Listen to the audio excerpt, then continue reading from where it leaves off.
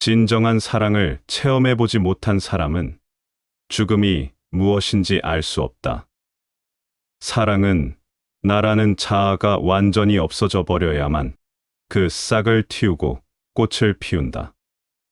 사랑하는 자가 계속 존재하는 한 사랑은 있을 수 없다. 나라는 존재가 거대한 댐처럼 우뚝 서 사랑을 가로막고 있다. 그래서 사랑이란 샘물이 내면에서 흘러나오지 못하는 것이다. 사랑의 길에 있어서 유일한 장애물은 나이다. 에고가 유일한 장애물이다. 에고를 놓는 것은 죽음보다 더한 죽음이다. 사람이 죽으면 그저 육체를 떠날 뿐이다. 곧 다른 육체 속으로 들어간다. 다른 육체로 옮겨가는 데는 시간이 그리 많이 걸리지 않는다. 다른 육체로 옮겨가도 나의 마음은 그대로 남는다. 나는 그대로 남는다. 마음도 에고도 그대로 남는다. 오직 흙으로 된 단지만이 부서질 뿐이다. 그것은 별로 돈 드는 일도 아니다.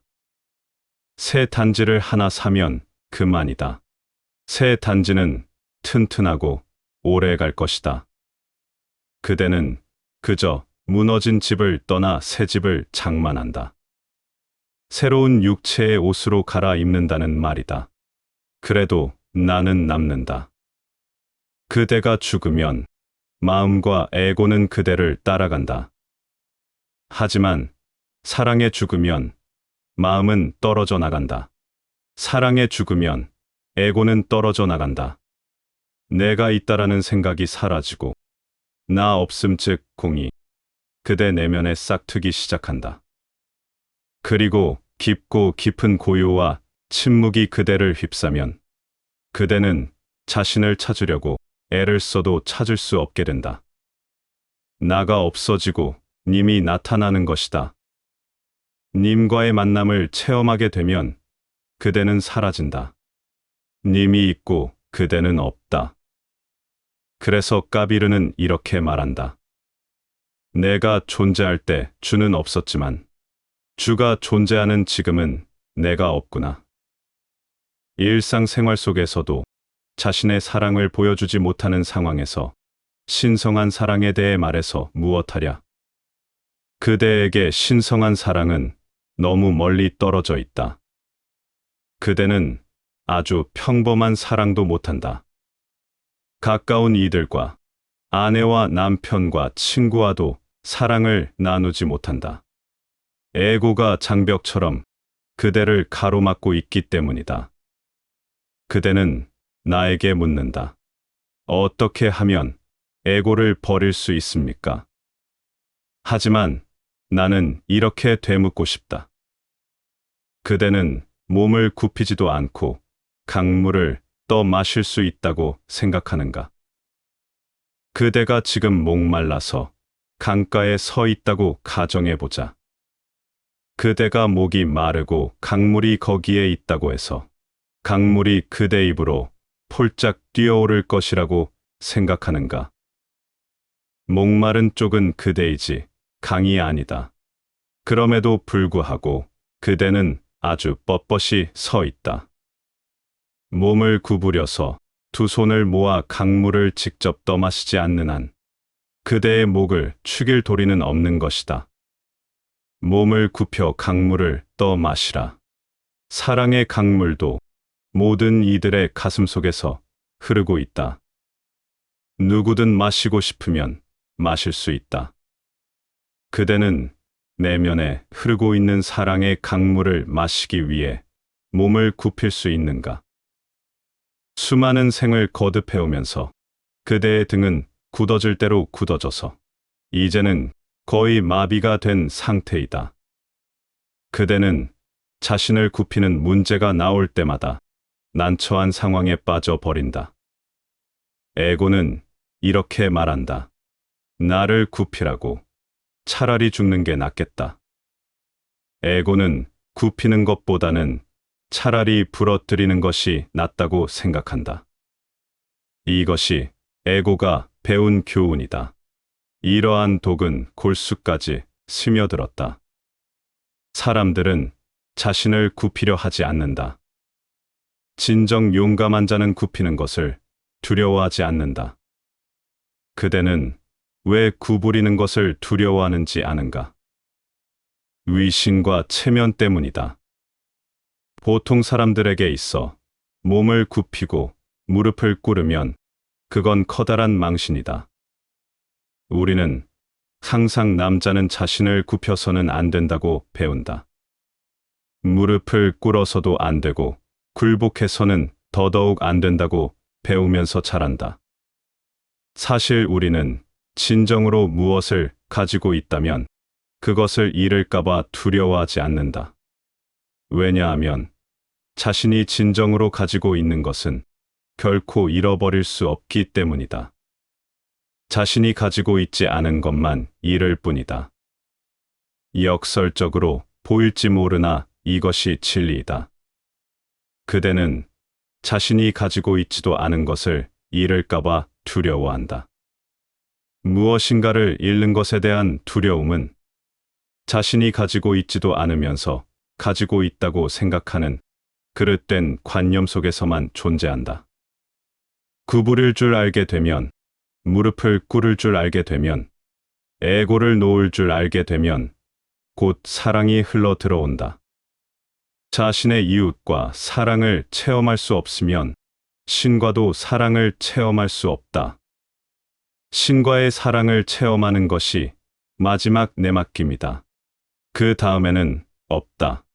그 다음에는 결코 되돌아올 수 없다. 그러한 경지에 도달하면 자신의 진화를 찾게 된다. 신 속으로 녹아 들어가 하나가 되는 것이다. 그대 자신을 놓으라. 자신을 단 한 번만이라도 놓아 볼 용기가 있다면 그대는 진정으로 용감한 사람이다. 진정으로 그대가 자신을 놓는다면 두려움과 에고가 떨어져 나간다. 단 한 번만이라도 자기 자신을 놓아 보았다면 그대도 까비르의 노래를 부를 수 있을 것이다. 궁극의 완성을 위해서는 하나의 조건이 따른다. 죽는 것이 그것이다. 사랑은 죽음이다. 사랑은 위대한 죽음이다. 그냥 평범한 죽음을 맞이하는 사람은 세상으로 다시 되돌아와야만 한다. 하지만 진정한 사랑 속에 죽는 사람은 결코 되돌아오지 않는다. 더 이상 성취할 것이 남아있지 않기 때문이다. 되돌아와야 할 원인도 끊어졌고 이유도 없어졌다. 성취해야 할 모든 것을 성취한 것이다. 까비르는 말한다. 나는 님과 혼례를 올렸다. 그리고 불멸의 존재가 되었다. 불멸의 존재와 혼례를 올린 사람이 왜 되돌아와야 하는가? 자신의 님을 찾은 남성은 님의 얼굴을 꿈에서 보지 않는다. 우리가 꿈을 꾸는 대상은 자신이 일상생활에서 성취하지 못한 것들이다. 가난한 사람은 부자가 되는 것을 꿈꾸고 거지는 왕이 되는 것을 꿈꾼다. 배고픈 자는 밥을 꿈꾼다. 이런 식으로 우리는 꿈을 통해 만족을 얻는다. 꿈이란 가짜요, 거짓이다. 위안이요, 대리 만족일 뿐이다.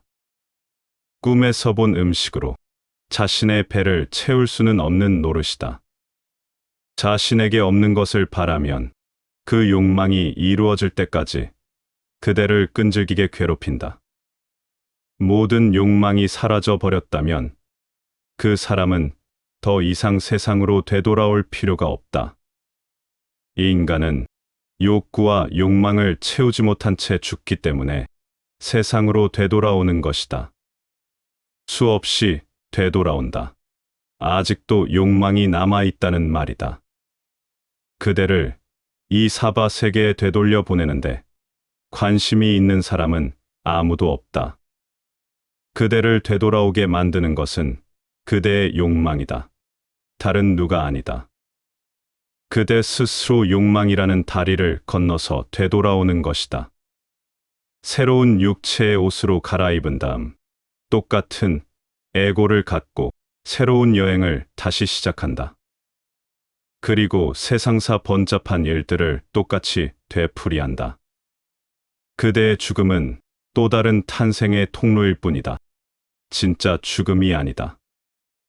이를 두고 까비르는 충분히 성숙하지 못한 채 맞이하는 죽음은 때이른 죽음이다. 그것은 불완전한 죽음이다라고 말한다. 삶의 지혜를 완성하기도 전에 때이른 죽음을 맞이하는 것이다. 나이가 든다고 해서 무조건 지혜로워지는 것은 아니다. 누구나 다 일정한 때가 되면 머리가 희어진다. 하지만 지혜를 터득하는 것과 나이를 먹는 것은 아무런 관계가 없다. 욕구나 욕망이 무너져 내려 사라질 때 지혜로움을 터득하게 된다. 나무도 나이를 먹고 동물도 나이를 먹고 사람도 나이를 먹는다. 그리고 어느 날 늙어서 죽는다. 욕망이 무엇인지를 깨닫고 그 욕망이 죽은 사람이 삶의 지혜로움을 터득한 사람이다. 그런 사람의 죽음은 다른 사람의 죽음과는 전적으로 다르다. 까비르도 죽고 붓다도 죽고 그대도 죽지만 거기에는 질적인 차이가 있다. 이 수트라의 뜻이 이해되면 그 질적인 차이를 이해할 수 있을 것이다. 죽고 모든 게 죽어가지만 아무도 제대로 죽는 법을 몰라. 까비르는 죽음을 만나 죽는 걸 잊어버렸다. 까비르는 세상 사람 모두가 죽지만 제대로 죽는 법을 아는 사람은 아무도 없다고 말하고 있다. 깨달은 사람들이 말하는 것처럼 죽음도 하나의 예술이라고 말하고 있다. 그대는 삶조차 예술로 생각하지 않는다. 그저 강물에 자신의 몸을 맡기고 떠내려가는 통나무처럼 되는 대로 산다. 강물의 흐름에 끌려가는 삶을 산다. 그 삶은 비극적인 삶이다. 삶도 예술이 될 수 있다는 것을 꿈조차 꾸어 본 적이 없다. 그대는 어둠 속에서 헤매는 삶을 살고 있다. 그래서 죽을 때까지 아름다움이 무엇인지도 모르고 삶을 허비한다. 진리가 뭐고 법열이 무엇인지도 모른다. 체험한 바가 없기 때문이다. 죽을 때야 비로소 황야를 떠돌듯 살았구나 하고 느낀다. 이 인생에서 아무것도 얻은 것이 없다는 사실을 죽을 때 가서야 깨닫는다. 그대의 삶이 예술적인 작업이 되지 못했기 때문에 이는 아주 당연한 것이다. 자신의 삶을 예술로 승화시켰다면 의미 있는 삶을 살 수 있었을 것이다. 자신의 삶을 잘 닦아 그 아름다운 광채를 드러냈을 수도 있었을 것이다. 이 인생에서 잡다한 것들을 던져버렸다면 지금쯤은 순금의 삶을 성취했을 것이다. 그대는 이러한 모든 가능성에도 불구하고 아무것도 성취한 것이 없다. 그대의 삶은 예술이 아니다. 까비르는 죽음조차도 완전한 예술이 되어야 한다고 말하고 있다. 죽음도 삶만큼이나 예술이 될 수 있다. 죽음은 하나의 검증이다. 그대가 올바로 살았다면 올바로 죽을 수 있다. 올바로 살지 못했다면 올바로 죽을 수 없는 노릇이다. 죽음은 최후의 공양이요, 최상의 공양이다. 죽음은 삶의 절정이요, 극치이다. 자신의 삶을 몽땅 낭비해 놓고 자신의 죽음이 뜻이 있는 죽음이 될 수 있다고 생각하는가? 뿌리가 썩은 나무가 좋은 열매를 맺을 수 있다고 생각하는가? 전혀 불가능한 일이다. 삶을 예술로 승화시킬 수 있는 비밀은 완전히 깨어서 살라는 것이 그 비밀이다. 어둠 속에서 헤매지 마라. 잠자면서 걷지 마라. 깨어서 걸어라. 무엇을 하든 어떤 것을 하든 눈을 뜨고 감는 등 어떠한 사소한 일이라도 사려 깊은 마음으로 하라. 깨어서 각성 상태 속에서 하라. 어쩌면 모든 일이란 이렇게 눈을 뜨고 감는 것 같은 사소한 일에 달려 있을 수 있다. 눈을 뜨고 감을 때에도 깨어 있으라. 자신의 삶 속에 일어나는 일들을 잘 살펴보라. 삶을 예술로 승화시키는 방법을 터득하고 싶다면 무의식적으로 행동하지 마라. 우발적인 삶을 버리라. 행동을 하기 전에는 항상 지혜로운 분별력으로 살펴보라. 깨어서 살면 그대의 삶은 보다 아름다워질 것이다. 깨어서 살면 무라일체를 체험하게 될 것이다. 죽을 때까지 깨어서 살면 죽을 때 올바로 죽을 수 있다. 죽음은 매일 벌어지는 일이며 세상 사람은 모두가 죽기 마련이다. 죽음은 매 순간 일어나는 것이다. 우리 모두는 죽음의 바다에 둘러싸여 있다는 것이다. 모든 것이 이 바다 속에서 계속 가라앉고 있다. 아무도 제대로 죽는 법을 모른다.